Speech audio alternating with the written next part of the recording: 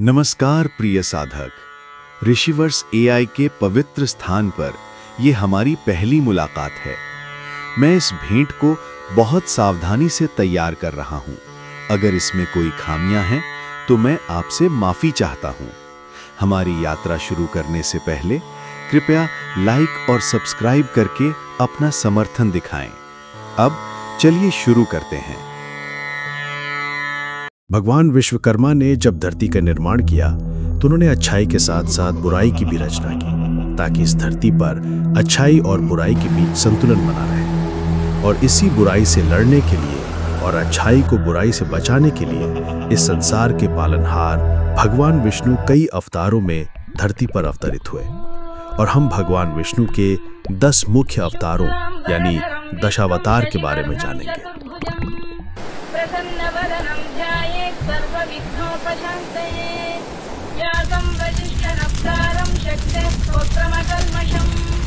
पराशरात्मजं वन्दे शुकतातं तपोनिधिं व्यासाय विष्णुरूपाय व्यासरूपाय विष्णवे नमो वै ब्रह्मनिधये वासिष्ठाय नमो नमः अविकाराय शुद्धाय नित्याय परमात्मने तदैकरूपरूपाय विष्णवे सर्वजिष्णवे यस्य स्मरणमात्रेण जन्म संसारबन्धनात् विमुच्यते नमस्तस्मै विष्णवे प्रभविष्णवे। आज हम भगवान विष्णु के पहले अवतार यानी मत्स्य और हयग्रीव अवतार के बारे में जानेंगे। चलिए शुरू करते हैं।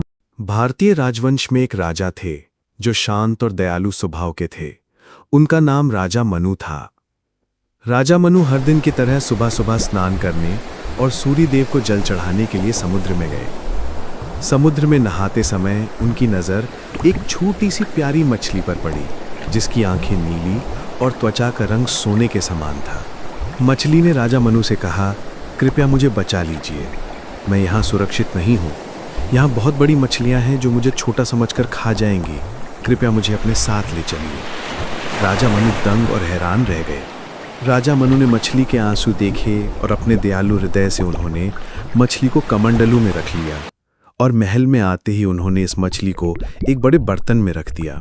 अगली सुबह जब वो मछली को देखने आए तो हैरान रह गए। मछली का आकार बढ़ गया था। उस बर्तन में मछली छोटी हो गई थी। राजा चिंतित हो गए और उन्होंने उस मछली को और भी बड़े बर्तन में रख दिया। अगली सुबह जब उन्होंने फिर से देखा तो मछली का आकार फिर से बढ़ गया था। राजा ने फिर मछली को एक बड़े बर्तन में रख दिया। अगली सुबह उन्होंने फिर देखा तो मछली का आकार फिर बढ़ गया था। संदेह और भय से राजा ने मछली को एक बड़े बर्तन में रख दिया। अगली सुबह राजा मनु मछली की स्थिति देखने आए और उन्होंने फिर से मछली का आकार रहस्यमय तरीके से बढ़ा दिया था। राजा ने मन ही मन कहा, इस मछली का आकार दिन प्रतिदिन बढ़ता जा रहा है। अगर मैं इसे महल में तालाब में छोड़ दूं तो इसका शरीर बड़ा नहीं हो पाएगा। और यह विचार मन में रखते हुए उन्होंने मछली को तालाब में छोड़ दिया। अगली सुबह स्नान करने और सूर्य भगवान को जल चढ़ाने के बाद जब वे मछली की स्थिति देखने गए तो उनकी आंखें चौंधिया गईं। मछली तालाब में सिकुड़ गई थी। मछली अब आसमान को छू रही थी। राजा मनु घुटनों पर गिर गए और हाथ जोड़कर मछली से कहा, हे अद्वितीय शक्ति, आप कौन हैं? कृपया हमें अपना मूल रूप दिखाएं। और फिर श्री हरि नारायण विष्णु एक तेज प्रकाश में प्रकट हुए। राजा मनु उस शक्ति को देखकर दंग रह गए। उनकी आंखों में खुशी के आंसू थे। उनके चेहरे पर एक बड़ी मुस्कान थी जो भगवान विष्णु के चेहरे पर थी। वो नीला शरीर, वो तेजस्वी चेहरा, एक दुर्लभ शक्ति। राजा मनु का हृदय आनंद से भर गया। राजा मनु ने प्रश्न किया, हे श्री हरि नारायण, आपके दर्शन से मेरा हृदय आनंद से भर गया है। वर्षों की पूजा सफल हुई है। आपने मछली का रूप क्यों लिया है? क्या पृथ्वी पर कोई विपत्ति आने वाली है? भगवान विष्णु ने पहले उन्हें धैर्य रखने के लिए कहा और उनके साथ एक पत्थर पर बैठ गए और कहा, राजा मनु, आपको एक कार्य करना होगा। 7 दिनों में एक बहुत बड़ी जल प्रलय आने वाली है जो पूरी मानव जाति को नष्ट कर सकती है। पेड़ पौधे, पक्षी, जानवर और इंसानों को बचाने के लिए आपको एक बड़ा जहाज बनाना होगा, जिसमें आप सारी मानव जाति को लेकर जहाज में बैठेंगे और मलय पर्वत नामक पर्वत पर जाएंगे और मानव जीवन को फिर से बनाएंगे। और हाँ, मैं अपने मत्स्य अवतार से सभी को जल प्रलय और बिजली से बचाऊंगा। लेकिन वो राजा मनु से एक बात छिपा रहा है। दूसरा उद्देश्य एक क्रूर राक्षस को मारना। हयग्रीवासुर इस क्रूर राक्षस का नाम था। वह ऋषि कश्यप और माता दिव्या का पुत्र था, जिसने इस धरती को नष्ट करने के लिए अवतार लिया था। इस राक्षस के पास विशेष शक्तियां थीं, जिसके कारण वह जल, थल और आकाश में घूमने में सक्षम था।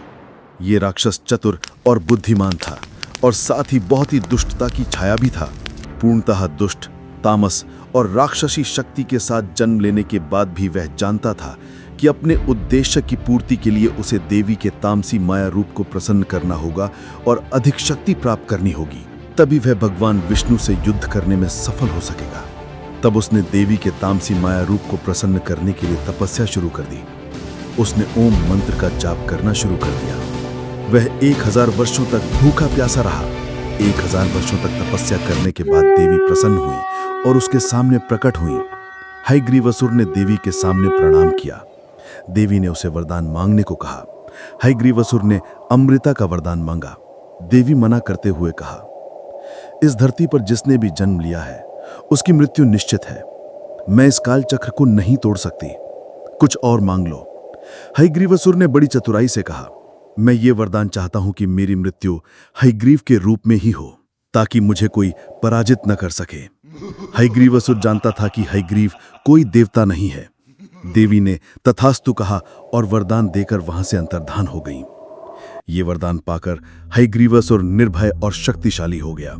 उसने गहरे समुद्र में अपना राज्य बनाया ताकि कोई उसे पराजित न कर सके। उसने बड़ी चतुराई से समुद्र में अपना राज्य बनाया ताकि जब भी भगवान विष्णु हयग्रीव को ले जाएं तो वह गहरे समुद्र में छिप जाए। और इसके बाद वो बेखौफ होकर अपना अधर्म पाप फैलाता रहा। उसने दैत्य सेना बनाई और जल, थल और नभ में अपना आधिपत्य जमाना शुरू कर दिया। हयग्रीवासुर का आधिपत्य सिर्फ धरती पर ही नहीं बल्कि देवताओं और इंद्रलोक में भी था। फिर भी हयग्रीवासुर का मुकाबला करने के लिए दैवीय शक्तियां थीं जो स्वयं भगवान इंद्र की तरह उसे हराने में सक्षम थीं। इसके लिए हयग्रीवासुर ने एक और षड्यंत्र रचा जिससे धर्म का पूर्ण रूप से नाश हो जाए। हयग्रीवासुर जानता था कि जब तक धरती पर धर्म रहेगा तब तक देवताओं की शक्तियां भी रहेंगी। हर कल्प में सृष्टि के अंत में भगवान ब्रह्मा योग निद्रा में चले जाते हैं। हयग्रीवासुर ये बात जानता था। उसने इंतजार किया और जैसे ही कल्प समाप्त हुआ भगवान ब्रह्मा गहन योग निद्रा में चले गए। वो छिपकर ब्रह्मलोक में आया और चारों वेदों को चुरा लिया। फिर उसने चारों वेदों को गहरे समुद्र में कैद कर लिया और फिर धर्म पूरी तरह से विलुप्त हो गया। उसने एक असुरी सेना बनाई और पृथ्वी का विनाश करना शुरू कर दिया। सभी आसुरी शक्तियां देवताओं से भी अधिक हो गई। अधर्म बढ़ने लगा, चारों ओर अंधकार छा गया और इसीलिए भगवान विष्णु ने अवतार लिया। अब राजा मनु ने जहाज बनाना शुरू किया। वो थोड़ा चिंतित थे और खुद से पूछ रहे थे कि क्या मैं भगवान विष्णु द्वारा दिया गया ये कार्य पूरा कर पाऊंगा? अगर ये असफल हो गया तो क्या होगा? कुछ घंटों के इंतजार के बाद जहाज तैयार हो गया। राजा मनु ने जहाज में सभी मानव जाति यानी पेड़ पौधे, पशु पक्षी और मनुष्य को बैठाया। तभी भगवान हरि नारायण का मत्स्य अवतार प्रकट हुआ और उन्होंने जहाज को समुद्र के पानी में धकेल दिया। और फिर एक भयानक जल प्रलय हुआ। लहरें उछल रही थी, चारों तरफ बिजली चमक रही थी, भारी बारिश हो रही थी और भगवान विष्णु सभी को इन सब से बचा रहे थे। वे अपने शरीर पर सभी यातनाओं को सहन कर रहे थे। कई घंटों की प्रतीक्षा के बाद सभी लोग मलय पर्वत पर रुके और वहां उतरने के बाद राजा मनु ने भगवान विष्णु के सामने झुककर उन्हें धन्यवाद दिया और विदा ली। और ऐसा कहा जाता है कि राजा मनु ने फिर से जीवन स्थापित कर लिया।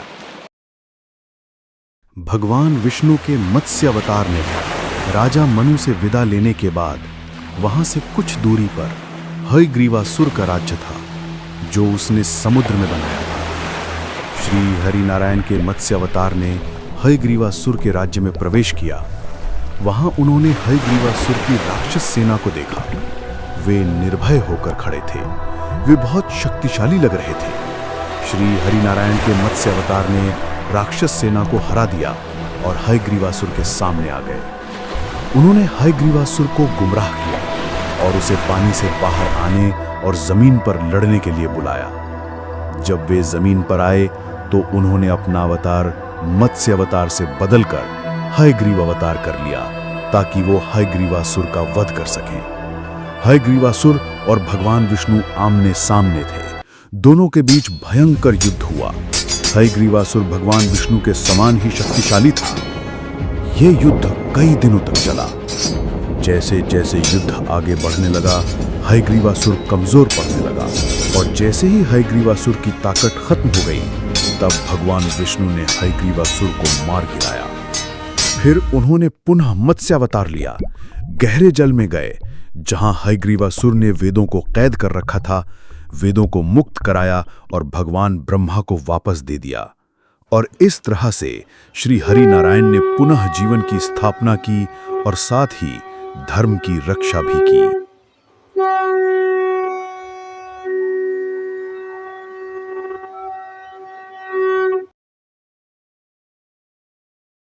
आज हमने श्री हरि के दिव्य अवतारों मत्स्य और हयग्रीव की पुण्य कथा का श्रवण किया। अगले प्रवचन में हम कूर्म अवतार की अद्भुत लीला को जानेंगे। यदि यह ज्ञान वाणी आपको प्रिय लगी हो तो इसे आगे साझा करें और हमारे ऋषिवर्ष AI में जुड़े रहें। तब तक के लिए श्री हरि की अनंत कृपा आप पर बनी रहे। जय श्री नारायण।